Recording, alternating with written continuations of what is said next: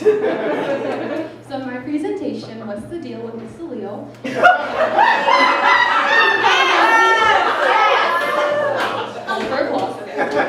It's about how DNA gets analyzed in forensics. And I'm going to talk nerdy to you. I'm going to talk so nerdy that you will need glasses when this is done. So I'm going to cover when a sample enters the crime lab to when the profile enters the courtroom. And as it was said, I have a degree in forensic science, and soon will be a picture of me on the day I got my degree. I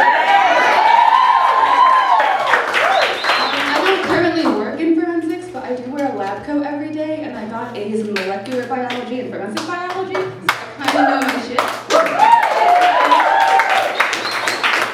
But I know that DNA is deoxyribonucleic acid. It's a double-stranded helix that consists of a backbone with nucleotides attached. Segments of your DNA code for things, and these coding regions are called genes. My genes make me tall, brown, and pretty cute. Your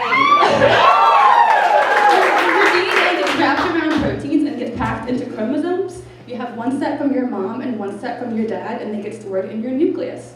All of the cell, except for your nucleus, contains DNA solely from your mother. The mitochondria, powerhouse of the cell, contains mitochondrial DNA. It's inherited maternally only.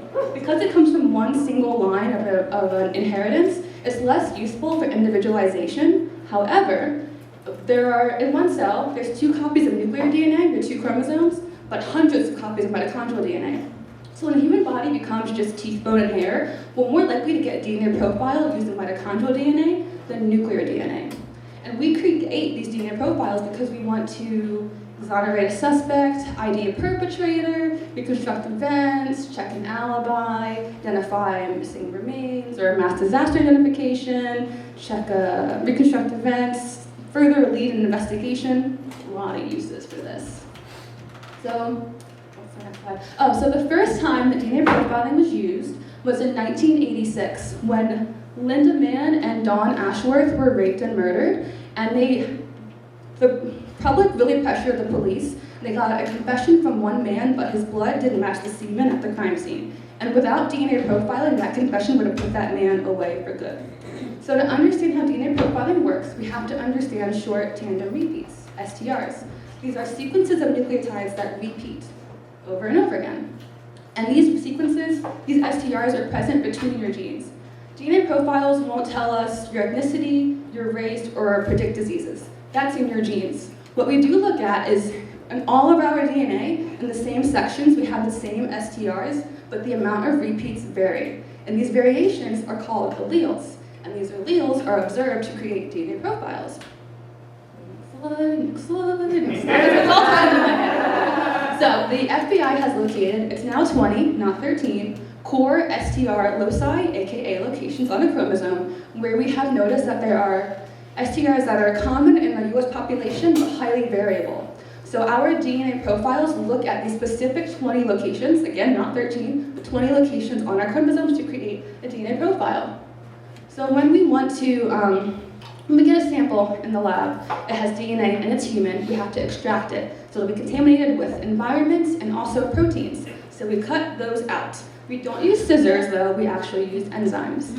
So once we have our DNA, we have to quantify it. We have to determine how much DNA is present and how much DNA will be used to go on to testing. Too much DNA means results that we can't read. Too little DNA means an incomplete profile. Once we have our DNA quantified, we then go on to amplify it. In amplification, we can create millions of copies from one strand of DNA in a matter of hours. So we heat the strands up, separate them, add a primer, and then add nucleotides to create 2 identical strands. And this process is cyclical. At the end of it, we end up with a test tube full of various STRs of various lengths. And what we do is we put these samples in a polymer or buffer solution and apply a positive charge. DNA is negative, so it will be attracted to that positive charge, and shorter fragments will run quicker and therefore separate naturally based on how long they are. And what we do is we attach a fluorescent probe to the primer that we use in PCR. And when the samples pass this laser, the probe lights up, and that light gets detected and interpreted into little peaks. And at the end of it, we have an electropherogram, and that is the whole profile that we want to look at. This is a different slideshow. So we can dye the nucleotides, that way we can determine what the sequence is, because each letter has its own color. This way we can, one, see how long the fragments are, and see the order of the nucleotides within that fragment.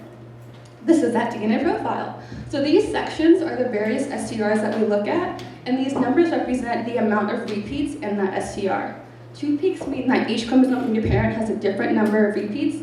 1 peak means that your chromosomes from your parents have the same amount of repeats. And if this profile was to go into court and the suspect and the evidence profile is matched, the prosecution says that these 2 profiles share a common source. The defense says that someone else, unrelated, came in, did the crime, dipped out. So to calculate how probable that defense is, I will use this, a population database. Here is the amount of possible repeats that we can have at one STR, and here is how often that many repeats occurs at that STR. And what I will do is a fuck ton of math. I